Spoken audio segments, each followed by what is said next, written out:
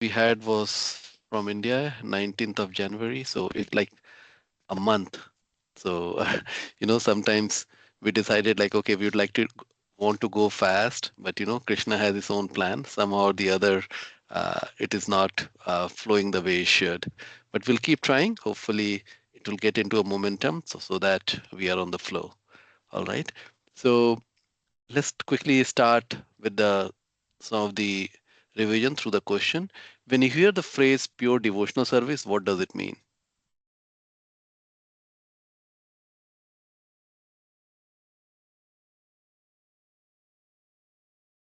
Sorry, Prabhu, can you please repeat? Yeah. When you hear the phrase pure devotional service, what does it mean? Service without expecting anything in return. Okay. Okay. Yeah. Punyabhilashita Shunyam. Yes. So this is the services for Krishna without selfish motivation. Okay, for his pleasure. Okay. And now the second question, why does Rupa Goswami begins by defining pure bhakti and not bhakti? Because typically, see, when the book starts, if it is a book on bhakti, I'll say, okay, this is the definition of bhakti, and now I'm going to build on it, and I'm going to tell you what is pure bhakti, and then I'll come to the pure bhakti. But Rup Goswami starts directly with the pure bhakti, definition of pure bhakti, right? And then later he gives, oh, here's the definition of bhakti. This is how it fits, and then it is further. So tell me, why do you think Rup Goswami begins by defining pure bhakti?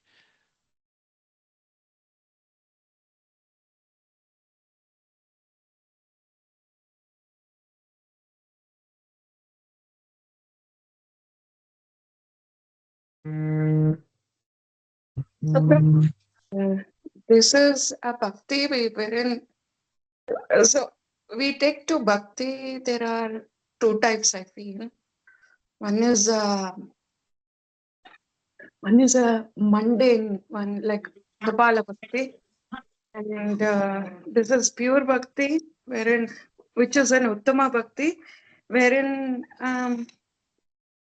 it's a complete continuous one where never we get bored, right? And it is taken forward to our next janma, ultimately, which is a self realization and realization of Krishna. Whereas when we take to the Kapala Bhakti, it is never ending. Like it is like self bhoga. So he started. So the question is, why Hmm.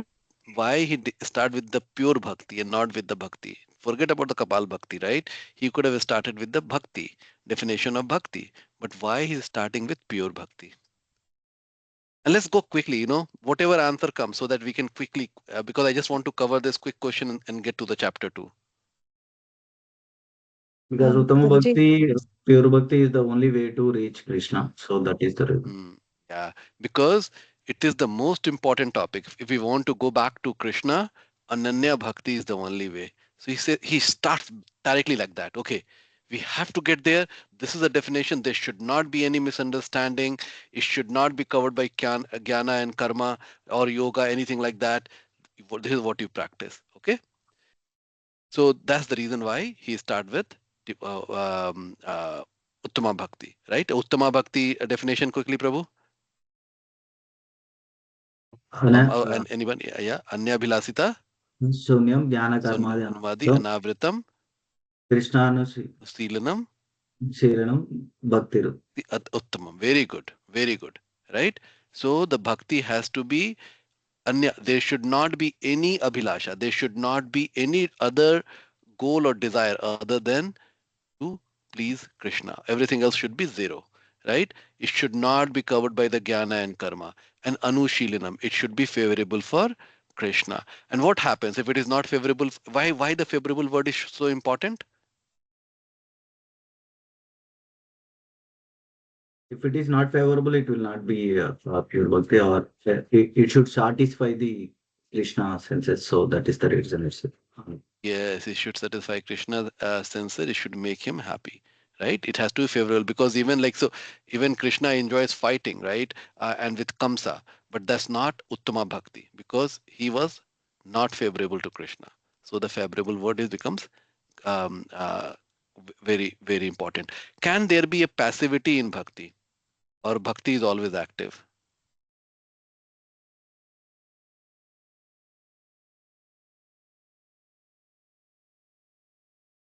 Do you understand the question? So like bhakti means like now is a bhakti. So sometimes it might be passive, Prabhu. Like, but generally bhakti means active only. Like actively, like thinking about Krishna and doing the activity. Either it is whatever the nine limbs of bhakti. So that must be active. Yes, so bhakti can never be passive. Bhakti is always intentional. Intentional. How can I make my beloved very happy? Right? In this case, the beloved is Krishna. How can I make him really happy? So it's always active, always thinking. What can I do next? What can I do next? Right? And how do we generate that active cultivation? What do we do to generate that active cultivation?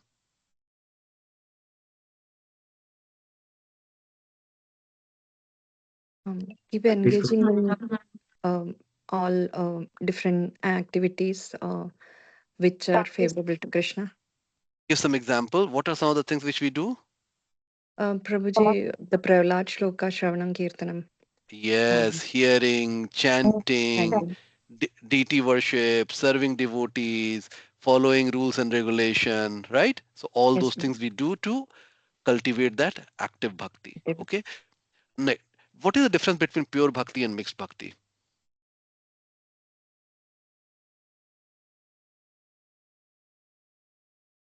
Next bhakti is like either jnana or karma overpowered, or like that is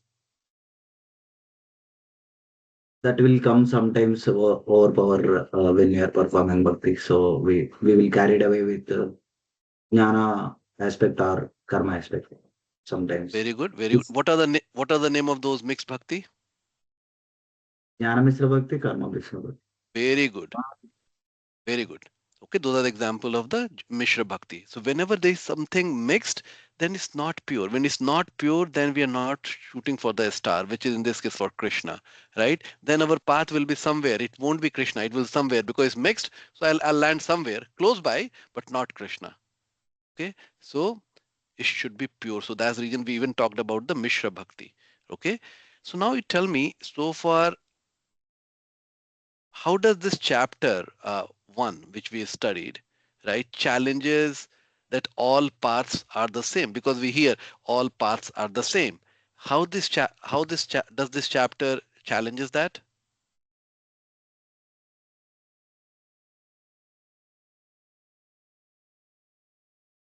yes, Prabhuji, all paths are not same, right? I mean, we are trying to get to the pure devotional service to our end goal. If we follow other paths, if we reach here, then that's not pure devotion. Then in that case, Yeah, so the chapter 1 clearly distinguishes that the our goals and motivation has the direct impact that where we reach, right? If our goal and motivation is mixed with some jnana, karma, or I have some my own desire, then it's not going to lead to Krishna. So all paths are not the same. Okay. So bhakti is unique in a way that it is desireless and it is personal service. It is like personal relationship, right? So that's what it is. Okay. So that's the our quick um, review what we have covered. Okay, now we'll be starting chapter 2. So anybody knows what are the main topics of chapter 2? What are the main subject of chapter 2 which we are going to discuss?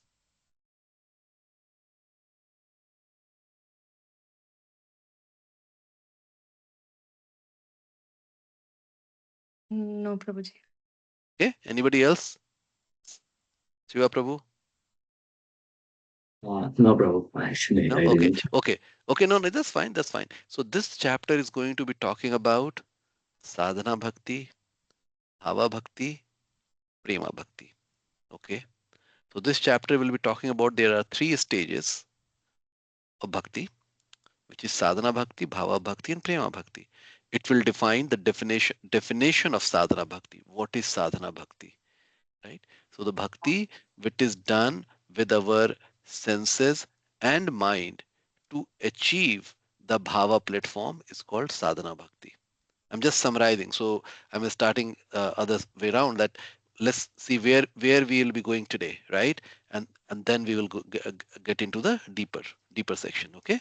So we'll be talking about the three stages which will ultimately lead us to the prema bhakti. It starts from the sadhana bhakti, which is practice, then the bhava bhakti, where our emotions has matured. It is not artificial. It is natural. Naturally, the bhava will be coming for Krishna. And sadhana bhakti is the process which will take us to the bhava bhakti. Okay? And the final stage is prema bhakti, pure love. And pure love is also there are other parts of the prema bhakti which is not in Bhakti Rasamrita Sindhu but in other books. We will talk a little bit about that. Okay, and we will be talking about what is the difference between sadhana and bhava. Why the bhava stage is there? Why it could not have been the part of the sadhana, or why it could not have been the part of the prema? Right? We will be talking why sadhana is necessary. Why do we need to do the sadhana bhakti? And where do most practitioners fall down? Okay. We'll be talking about the rules and regulations, which will help us to support the sadhana bhakti. Okay, and what happens if these rules are rejected too early? We'll be talking about that because many times people think, oh, I think I have got to there, and now I don't need to follow the rules and regulation, and I'll be using my heart, and they became the sahajyas. Okay, so we'll talk about that and how to avoid mechanical practice. So we'll talk about our sometimes or many times our practice become it's very mechanical. We are doing this, okay, we just did the archana, it's done, okay, move on, we'll just go and do our service, okay, that's done. What's next, right? So we just do chanting, oh, I'll just do chanting, okay, then I'll go to the kirtan, I'll do the kirtan, come back. But then we feel that it's all mechanical. This nothing is happening in my heart. How to avoid that mechanical practice?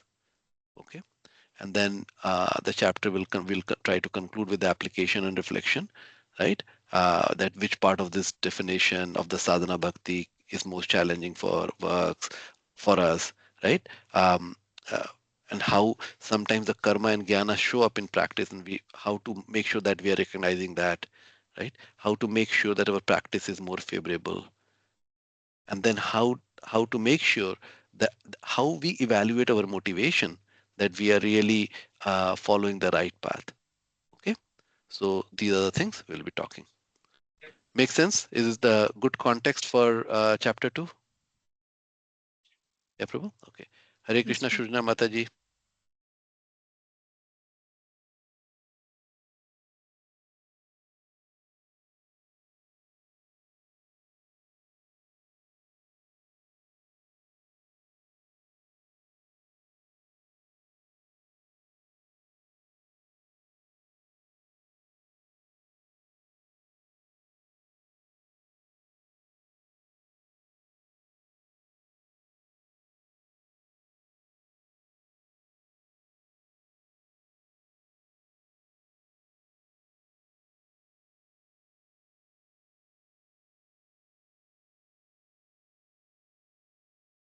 Jai Shri Radhe Shyam.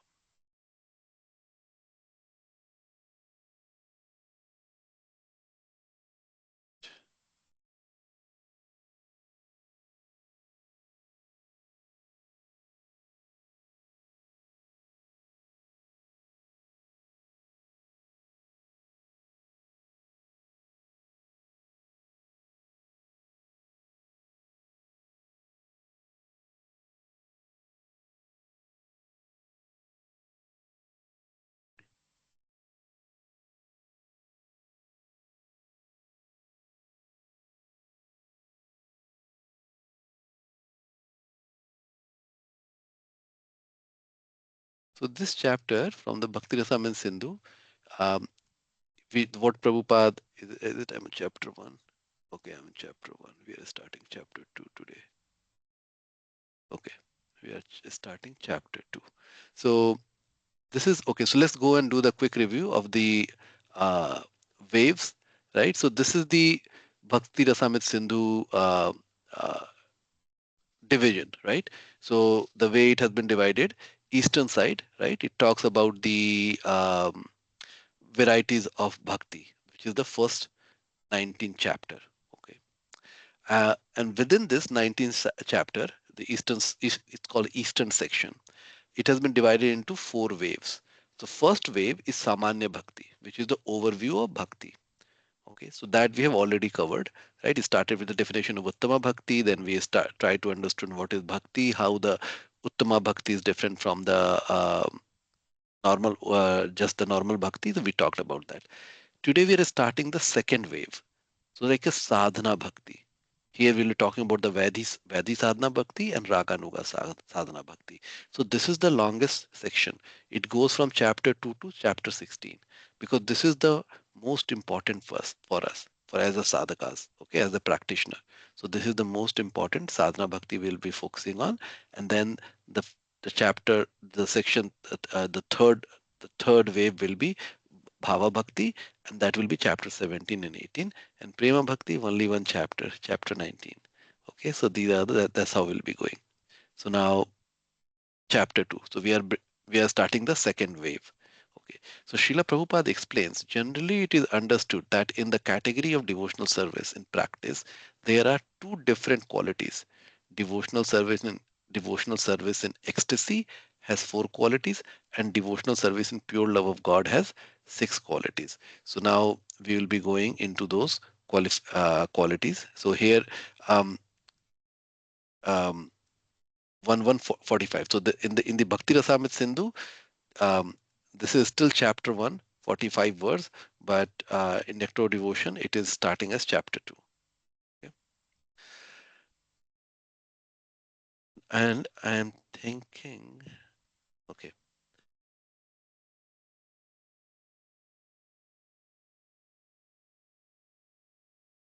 all right. So any of you would like to read the English here, translation and commentary here?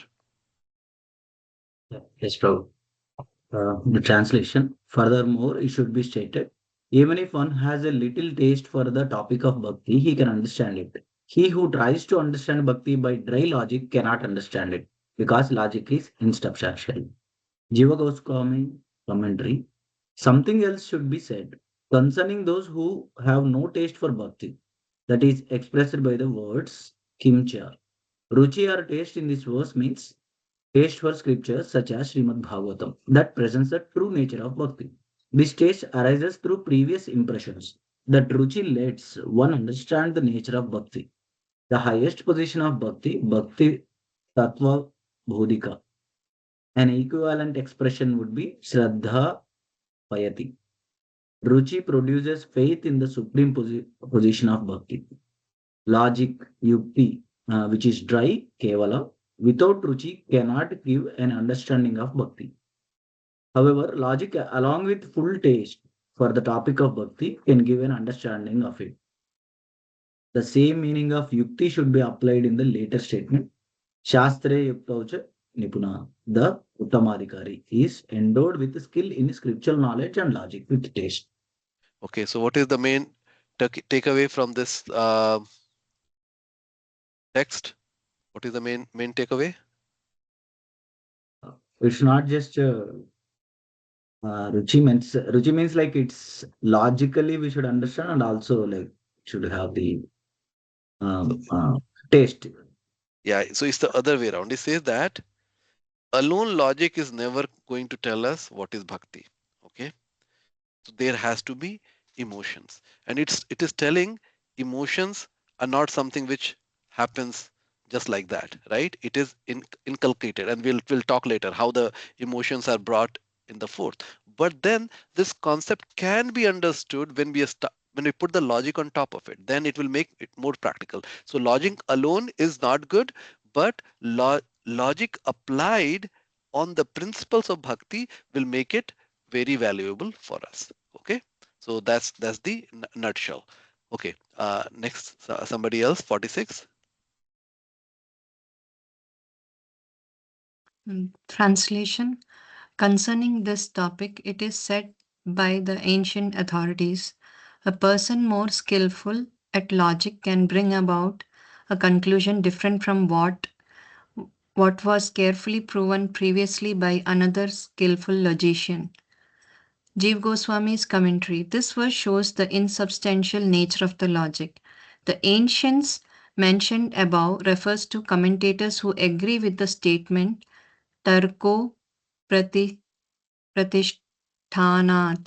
Logic being insubstantial can prove the opposite. Vedanta Sutra Abhyukta Abhyuktataraihi means by those who are more skillful at logic.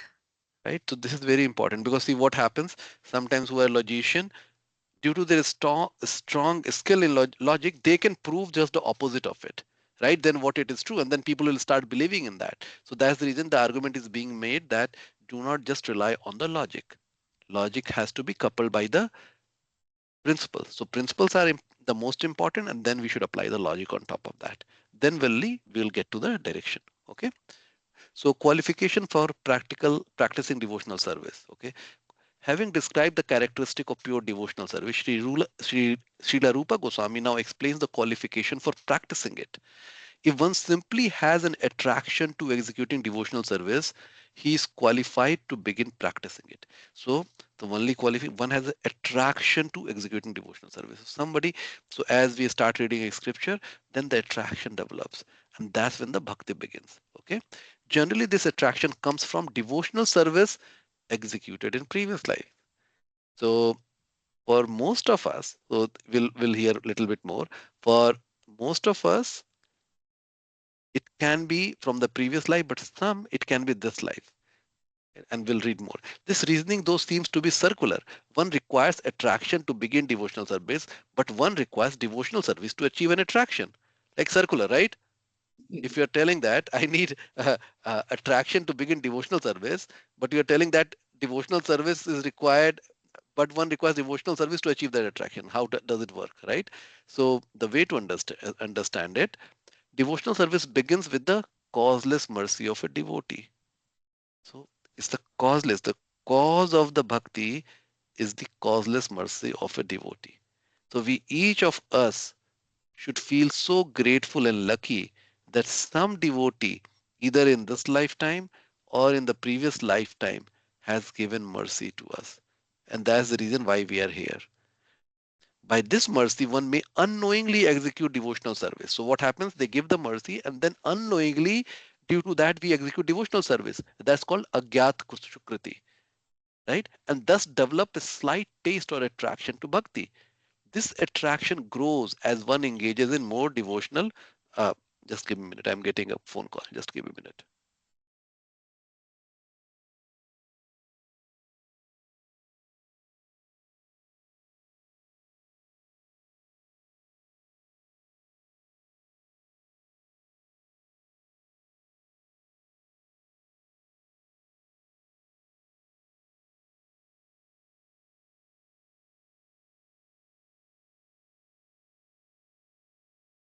Okay. So this is very like try to understand. That's the reason I pasted it, because this section is very clearly explains that. Okay. So devotional service begins with the causeless mercy of a devotee. By this mercy, one may unknowingly execute devotional service. So first we get the causeless mercy, then through that mercy, we unknowingly we do devotional service. For maybe we'll go and bow down to them, maybe we'll go and feed them, or maybe we'll go and clean their plate, or something we will do, right? So we unknowingly we do some devotional service, and that through that we are getting our bank balance filled automatically, agyas sukriti, and thus develop a slight taste or attraction to bhakti. That leads to development of the taste.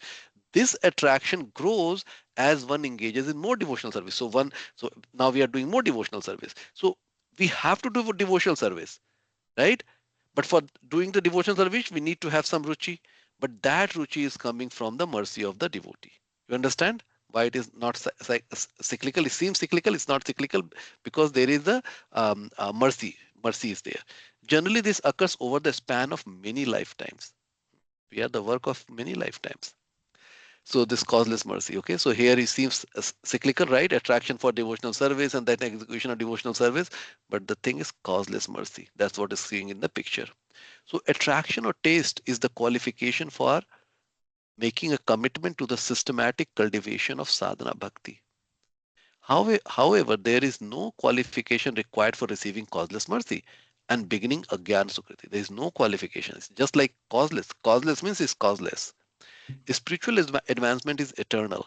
The attraction to Krishna gained from previous advancement in devotional service remains in one's heart.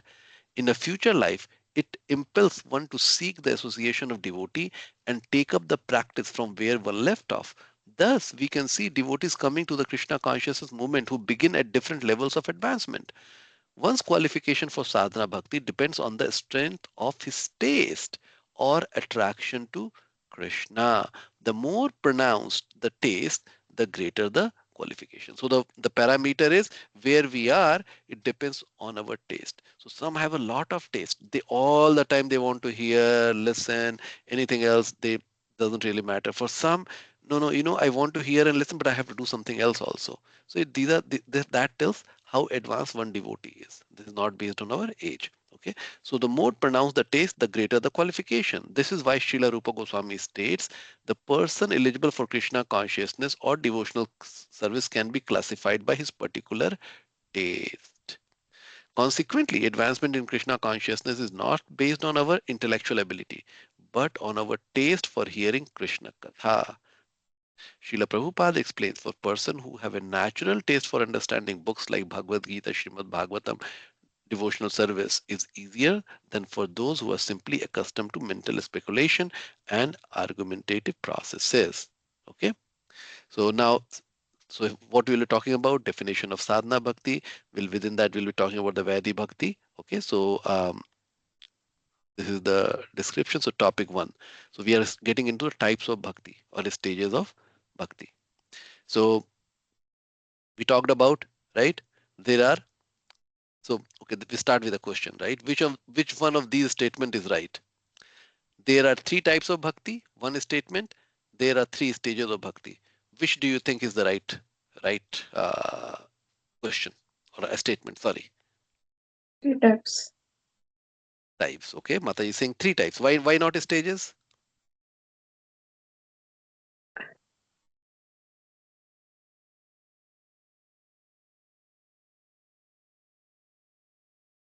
But the topic itself is about stages, Prabhuji. So, I mean, you can say maybe 3 types of pure bhakti, if you want to state like that.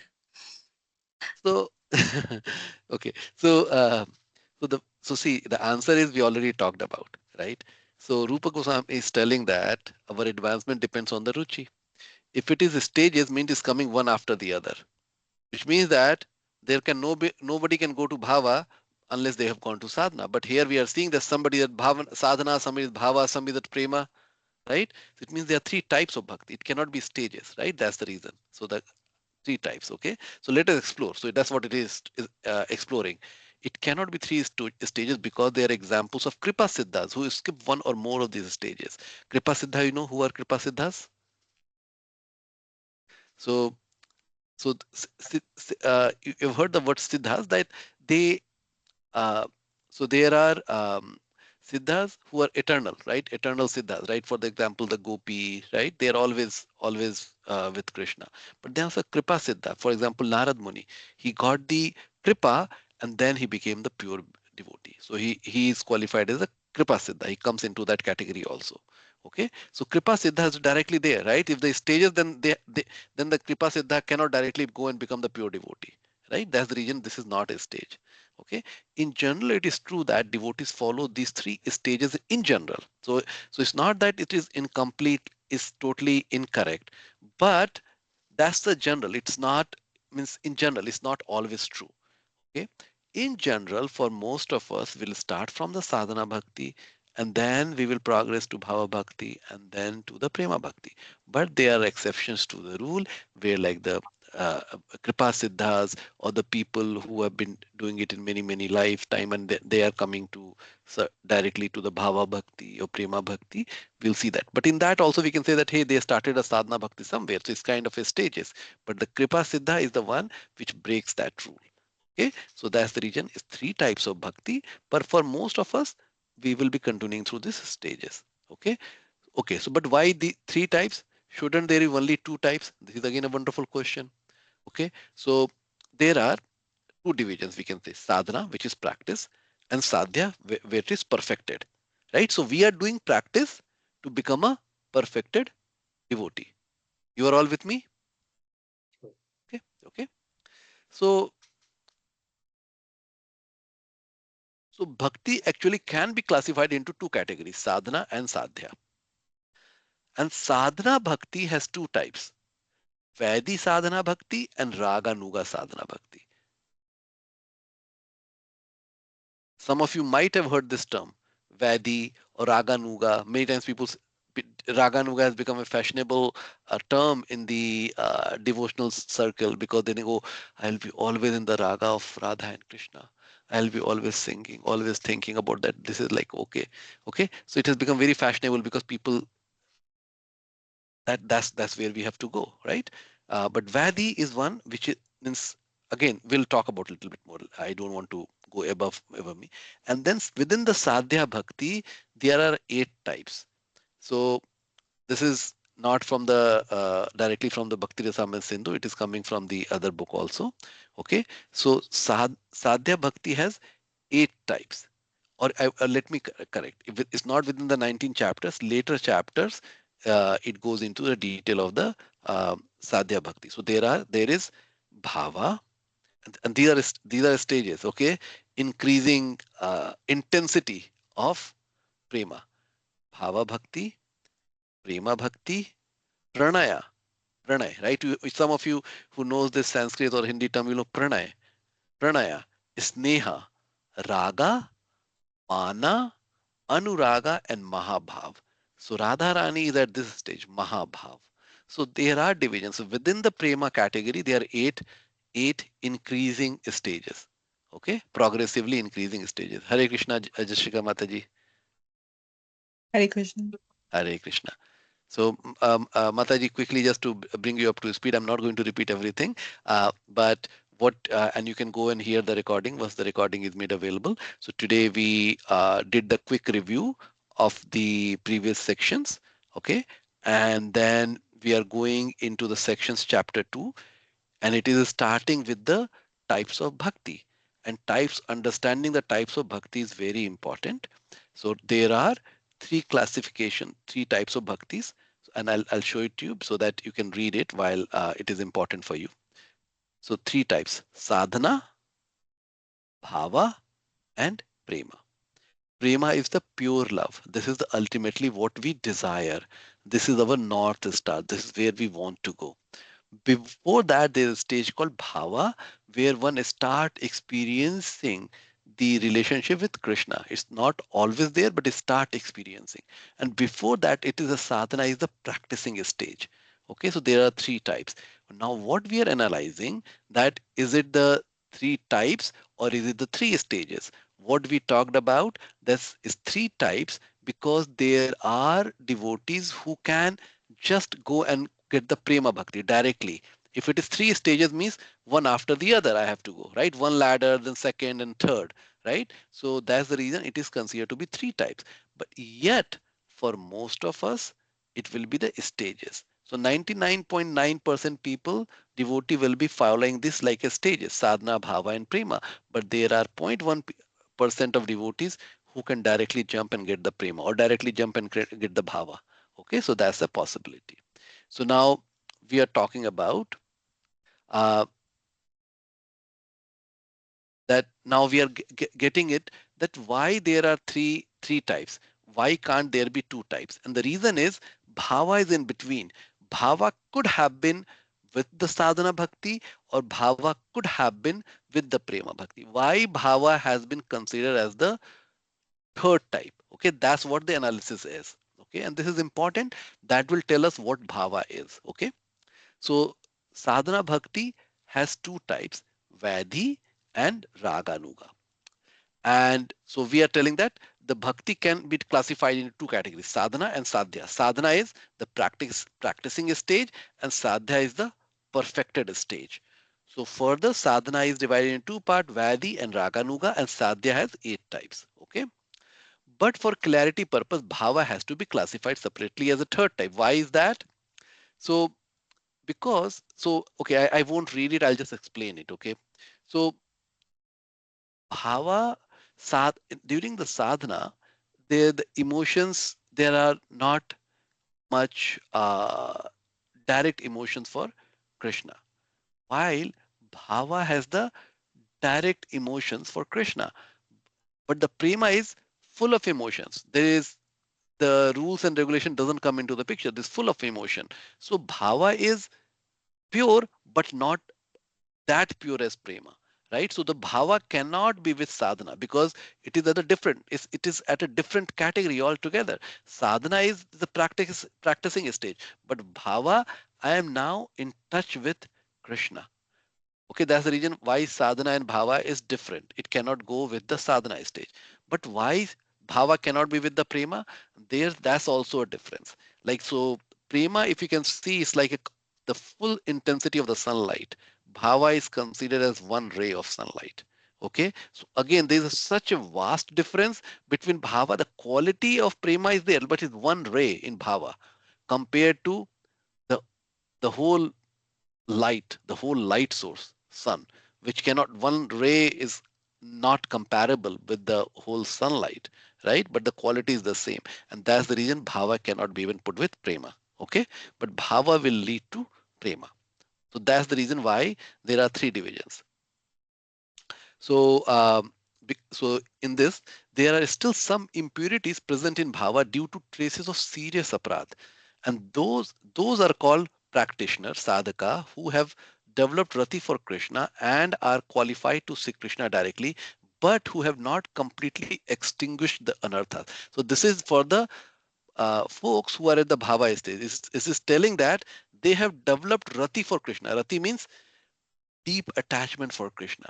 So the people who are at the bhava state, they have developed deep attachment for Krishna, but still there are some traces of anarthas, which is there. So some traces of anartha are there. And once that anartha is extinguished, they are in the prema stage. Okay. All right. So I am reading from here. The essence of sadhana bhakti is to fix the mind on Krishna. In Srimad Bhagavatam, Narada Muni says, "My dear king, one has to fix his mind on Krishna by any means." In this Bhagavatam verse, Narada further explains that Shishupal and Kamsa became liberated by fixing their mind on Krishna, even though they did so out of hatred and fear. Such is the power of remembering Krishna. If one fixes the mind on Krishna for any reason, any reason, he will be purified. So even if I have a Krishna forbid, and we should not think like that. But let's say even if I have the hatred for Krishna, but and due to that hatred, I'm always thinking of Krishna.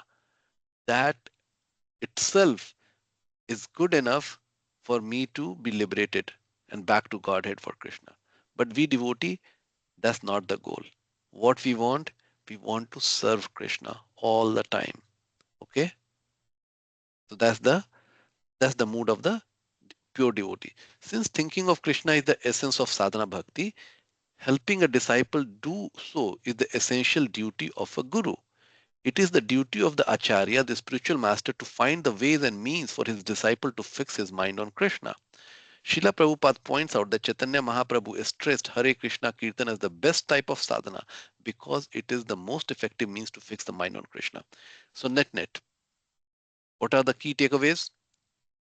The goal of sadhana bhakti is to fix our mind on Krishna. Number one takeaway. Number two takeaway, Guru plays the very important role in taking our mind and calibrating it in such a way so that this mind can think of Krishna. So Guru or Acharyas play a very, very important role.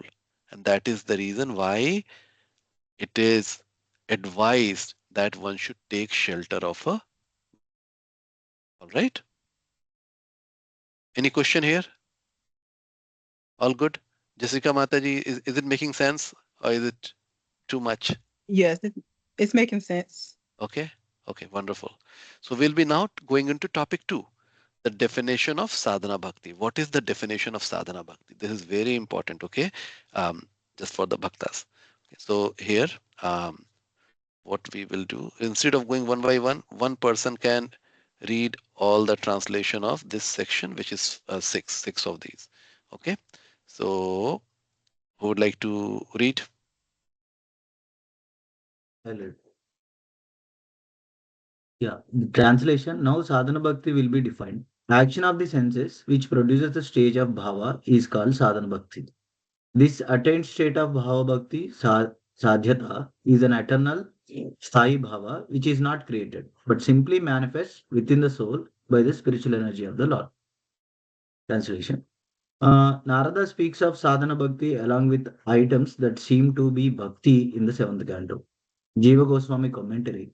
There it is said, Tasmad Vairanubhadena Nairvirena Bhayena va Snehat Kamena va Yunjayat Katanchin Nekshate Patat. Therefore, by enmity, by Vaidhi Bhakti, Nirvarena, by fear, by affection, or by lusty desire, by all of these or any of them, if a conditioned soul somehow or other concentrate his mind upon the Lord, the result is the same. For the Lord, because of his blissful position, is never affected by enmity or friendship. So, okay, before Prabhu you go, let me get the takeaway. Otherwise, as you are reading and if you're not following, then the next section, the next verse won't be making sense. Okay, so what is the key takeaway from this verse? The first verse which Prabhu read? It is by practice we get the sadhya bhakti, because it is just the practice. It Yeah, is so not, yeah. so see, the key is by action of the senses. So sadhana bhakti is done using our senses and our mind. Senses include the mind. So I'm adding the mind there. So sadhana bhakti, the process is using our senses and mind to reach the stage of bhava, right? To reach the stage of bhava. So that's the definition of sadhana bhakti, which is described here. So again, I am repeating it. What is the definition of sadhana bhakti? Using our actions, our senses, action of the senses and the mind to reach the stage of bhava. It's called sadhana bhakti. Once we reach the stage of bhava, then sadhana bhakti ends. Like you have reached the goal, then the prema bhakti begins. Okay, so that's the important point. Now, next point is here. Um, actually, he's just telling Narada is quoting that what the sadhana bhakti is all about, and this is here. It is the further elaboration that by any means, either by fear or affection or lusty desire for whatever reason, if some develops the taste for Krishna, attraction for Krishna, then that qualifies it, right? So even for the lusty desire, and that's the reason there is a story, right? In Kubja story, the story, the girl with the crooked back, right? And she sees the Krishna, and she wanted to spend time with Krishna, and Krishna was kind, and she did it because she had the lusty desire for Krishna, but still she had so attached to Krishna that she got liberated. Okay, so that's the reason. So don't get confused that it's a lusty desire of a very high caliber. We should not have, means for us that's not recommended, that we should have a lusty desire for Krishna, because it will be more lusty desire for our own sense gratification. Okay. Yes, Prabhu, go ahead. Sorry. Translation. There it is also said, therefore, one may somehow think of Krishna by any of the favorable methods. Jiva Goswami commentary. By any of these methods, Upayena, including lust, affection, family relationship, and Vaidhi Bhakti, Nirvarena, but without enmity, fear, hatred, one should fix the mind on Krishna. Fixing the mind also stands for the activities of all other senses and thus includes Vaidhi Sadhana Bhakti. Use of this word, Kena, any means, any suitable method, excluding fear and hatred. One's mind should concentrate by using one of the favorable methods such as affection. That is the meaning. What is the key takeaway, Prabhuji, from this text? Uh, So yeah, it is the same repetition, Prabhu, using senses and mind without having negative emotion like faith, fear, and hatred. Yes, the important key point is it should be favorable. It should not have uh, the sentiment like fear and hatred. So that is the key takeaway. Okay, go ahead, Prabhuji. Translation: there are two types of sadhana bhakti, Vaidhi and Raganuga. Now here is the definition of Vaidhi bhakti, where the actions of bhakti arise not from attainment of raga, but by the teachings of scriptures. It is called Vaidhi bhakti. Okay, so what is the key takeaway from this? Simply following the instructions, Prabhu. Like So yeah, so the motivation of practice the bhakti is coming from the scriptures, right? So that is the Vadi Bhakti. Read the next words. so, this is illustrated in the second canto. O descendant of King Bharata, one who desires to be free from all miseries must hear about, glorify, and also remember the personality of Godhead, who is the super soul, the controller, and the savior from all miseries. Vishwanath Chakravarti Thakura commentary. A person who desires freedom from the fear of samsara must hear about the Lord. Action of hearing, chanting, and remembering are generated from the rules of scripture, which explain that the Lord extinguishes fear of samsara. The actions are not generated due to greed for the Lord's service. Thus, this is an example of Vaidhi Bhakti. Okay, so what is the key takeaway from this?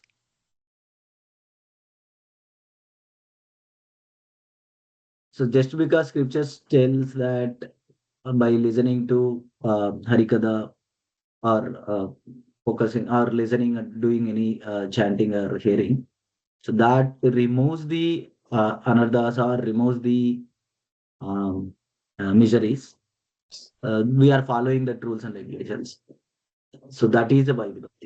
Okay, It's so not like a yeah, so let's make it little practical. Yeah, little practical. So see, we all have this fear of samsara. We don't take the shelter of Krishna, right? So taking the shelter of Krishna means I don't care whether I have money, whether I have relationship, whether I have a husband or a wife or a business. I don't really care as long as I have Krishna. But we are not there yet, right?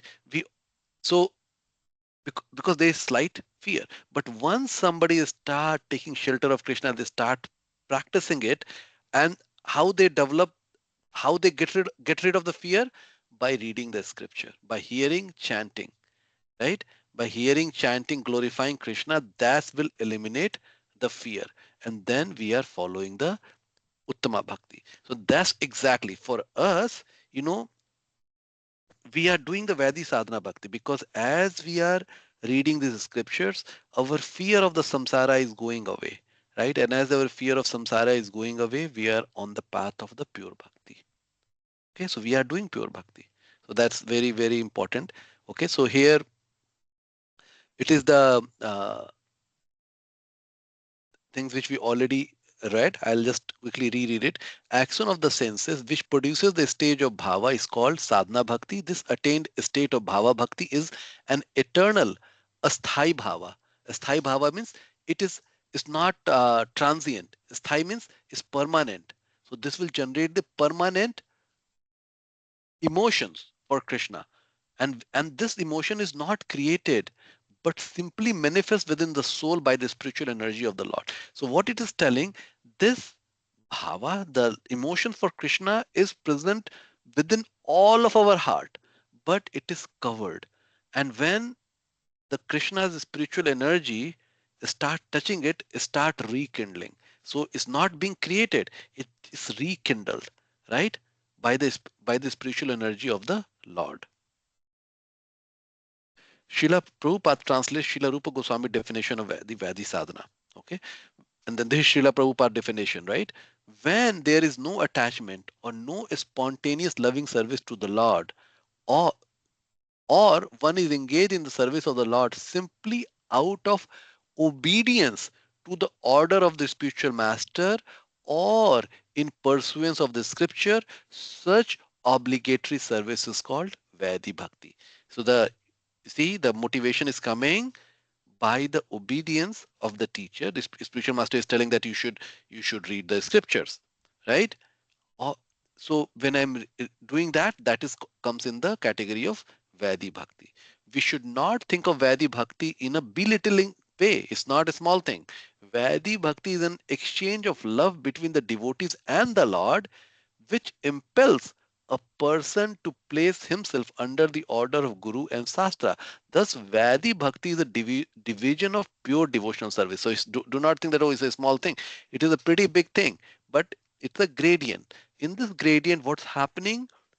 Because Guru is considered to be the pure representative of any authorized Guru, okay, is considered to be the pure representative of Krishna.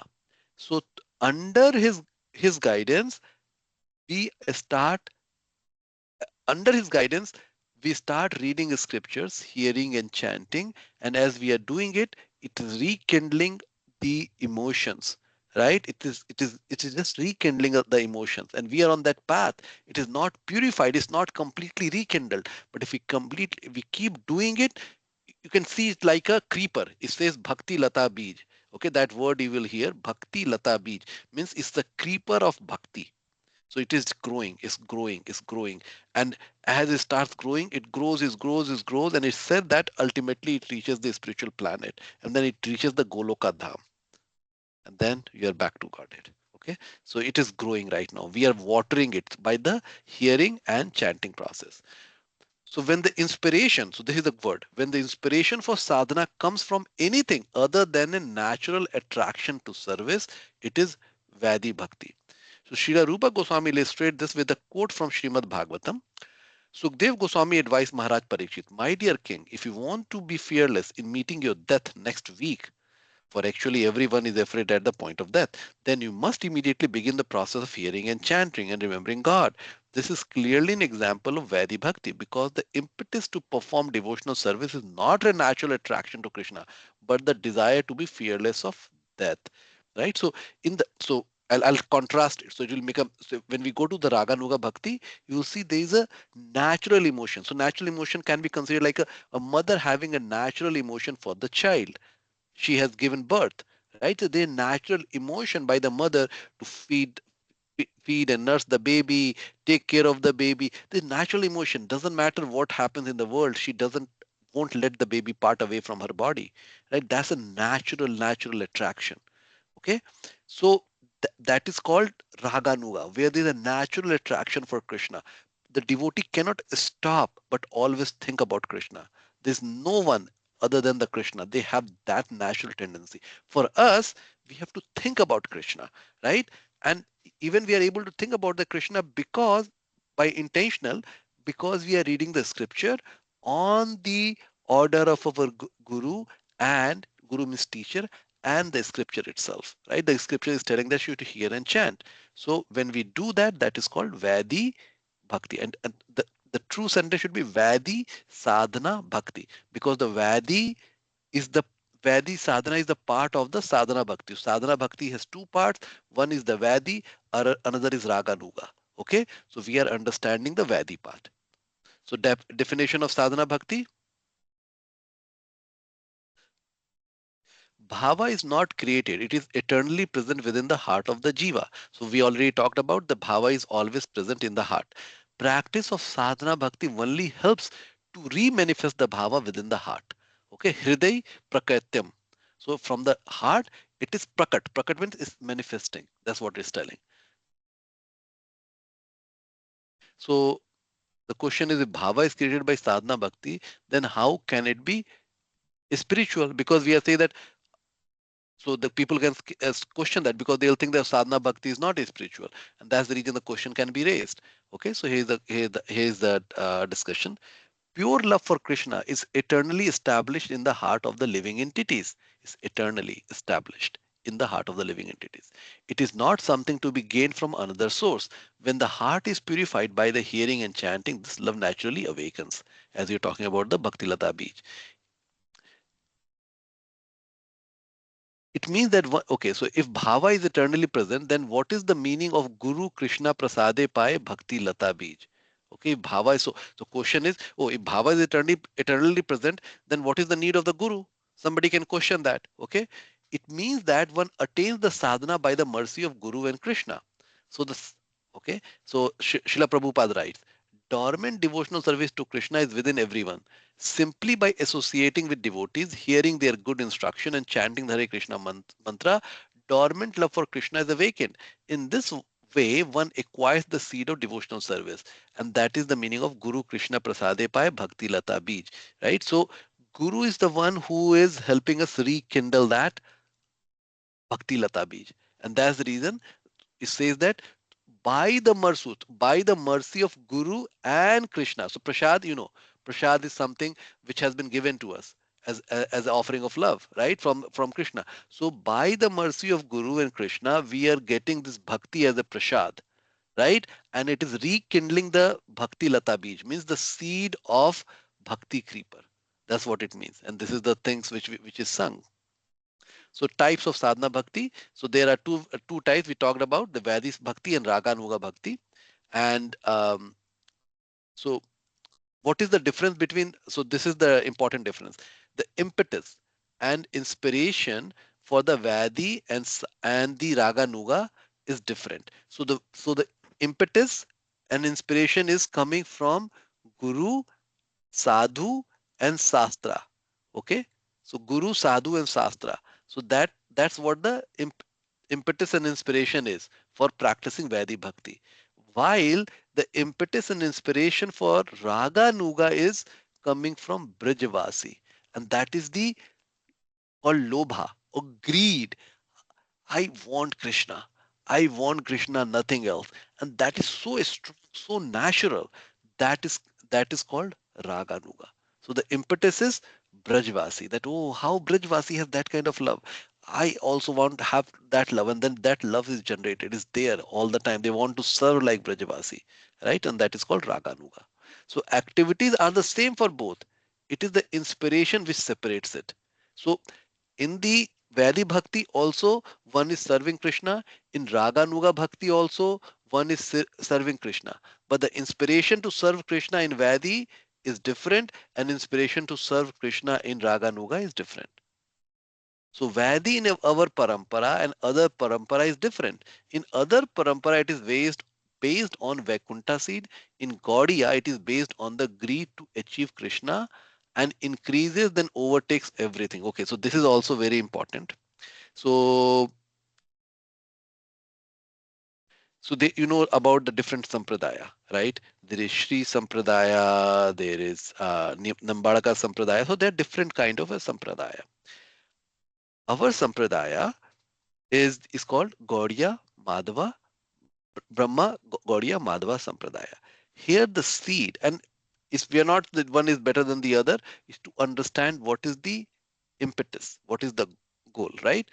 So one is called Vaikuntha seed. Vaikuntha means devotee want to go and serve Krishna in the Vaikuntha. Vaikuntha where Krishna is being served and honored as a king, right? He's the Narayan, and everybody is serving him. So that's called Vaikuntha mood. It's all opulence, right? Through which Krishna is being served.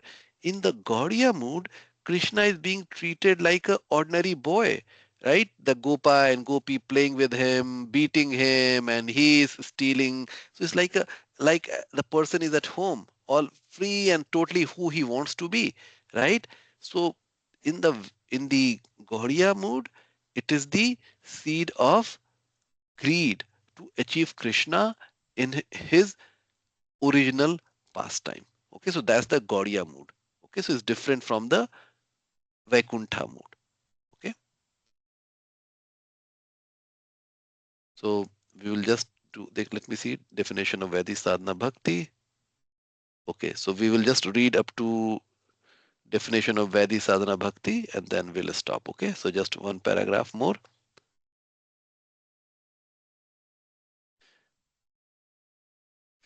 Where the actions of bhakti arise not from the attainment of raga, but by the teaching of scriptures, it is called Vaidhi Bhakti. This we already read, okay? So greed is not there, but the enthusiasm from Guru, Sadhu, and Sastra. This is Vedi Sastra. Three elements of Vedi, where the inspiration is coming from, sadhana, activities of senses to please Krishna, with the goal to get bhava. Okay, so